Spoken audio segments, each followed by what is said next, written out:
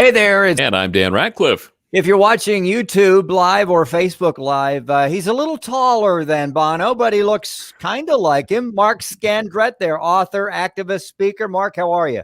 I'm doing great this morning, Rick and Dan. You definitely have the glasses there. That's cool. I mean, that's kind of a Bono look with the glasses there. Those are cool. Yeah, I've been wearing glasses like this for quite a while now, and it's just a little fun. And how awesome is it now? I brought this up before we went live, right? And so he reminded us that he's just a little bit taller than Bono. But he said when he was in London and had a cowboy hat on, which sounds cool, right? People thought he was Bono. So you didn't try to change their minds, did you? No, I think, I'm a foot taller and the wrong accent.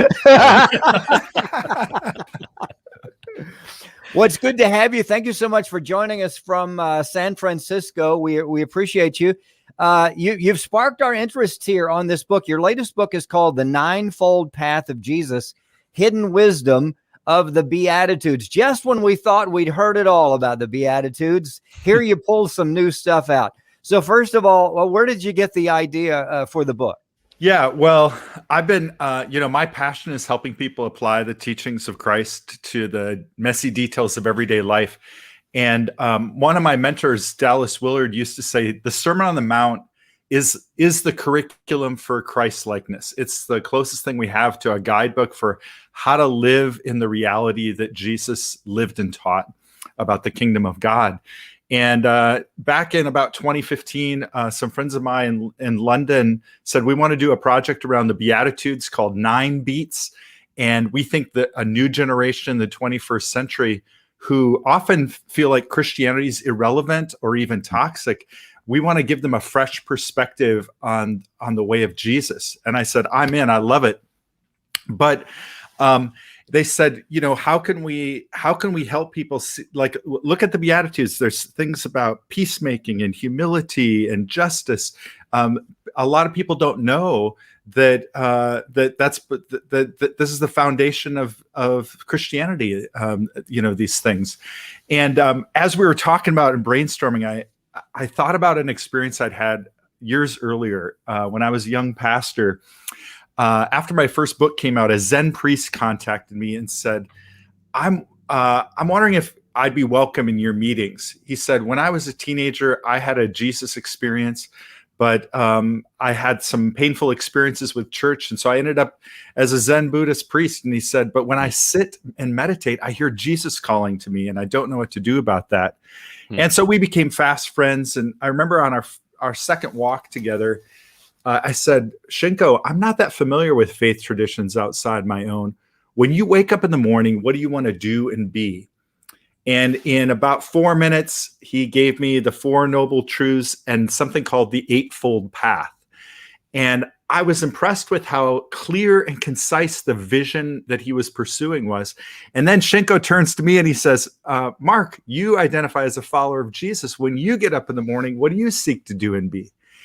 And I was a little, I gave him an answer, but it wasn't fully satisfying to me. I said, I want to love God and love my neighbor as myself, but it wasn't it was kind of 30,000 feet. And at that point, I was like, I need to develop a clearer vision of the Jesus way.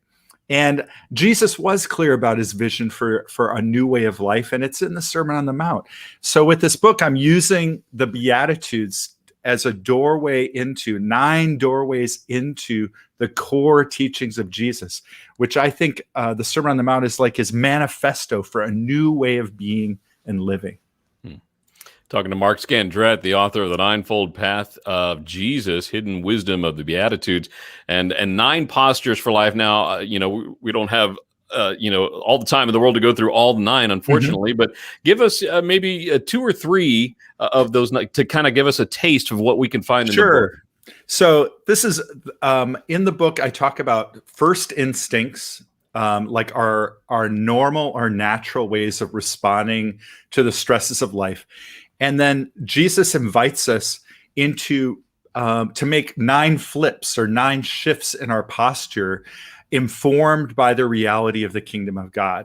And so here's a couple of examples. We come into the world with closed hands, feeling anxious and worried. It's a natural instinct that we psychologists call it the fight or flight response. And if we stay in that anxious state, it leads us to feeling anxiety and distraction and living out of a sense of striving and not enoughness, a greediness towards life. And the gospel invites us into open-handed trust, to receive what we need with thanks, to ask, seek, and knock for what we lack, and to share what we have with one another. And think about how different our world would be if we could learn to move from that posture of close-handedness to open-handed abundance in our Creator's care. Another one that surprises people is the second thing that Jesus says in the Beatitudes is, blessed are those who mourn.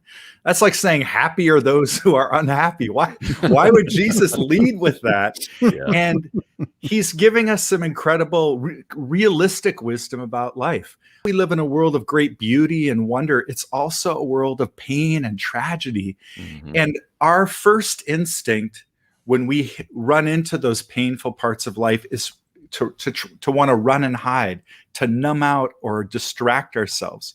We do this with little kids. They, when you see somebody crying, you want to give them a lollipop, or you want to say, "Hey, look at this cool video on my phone." And as we've grown, we've developed really sophisticated ways of numbing out and distracting ourselves. The Netflix binge, looking at our phone, things we can shop for or put in our mouths. And with incredible wisdom, Jesus is saying, your comfort will not be found in distraction. And ancient people knew this. They tore their clothes, they poured ashes on their head, they sat in the dirt. And this beatitude invites us to sit with what's hard, sit with the pain, and to grieve, to mourn, to complain to God. And, about a third of the Psalms in the scriptures are Psalms of lament or complaint. God, where are you? Have you fallen asleep? And the promise of this beatitude is if we can move from numbing out and escaping to actually sit with pain, that God's solace and comfort can meet us right here in the moment where we feel confused and out of our minds. It's a peace that can come to us that's beyond understanding. Wow. Mark Scandrette, the book is called The Ninefold Path of Jesus, Hidden Wisdom of the Beatitudes. Hey, thanks for busting my chops on the whole not wanting to mourn and binging on Netflix. But you're right. You're spot on. Because I don't like to mourn. I don't like pain or inconvenience. That's uncomfortable for us. Yeah, but it's necessary. What a great book. When you look back at, you've written this and it's been released, and no doubt there's great response. What do you think the hardest chapter for you to put together was? And what do you think your favorite chapter was? Yeah, I'd say the hardest ones were probably the last two, where Jesus talks about suffering for doing good and for suffering for aligning with Christ. Partly because for a lot of the other Beatitudes, I feel like I've been able to make some of those shifts, and not perfectly or completely, but once you get into the 8th and 9th Beatitudes, I call those the PhD level Beatitudes. So I feel like I could say the words, but I haven't fully lived into the reality that those Beatitudes point us to, and especially the last one points to picking up our denying ourselves, picking up our cross and following Jesus, learning to move from a posture of fear and self-protection to surrender and radical love.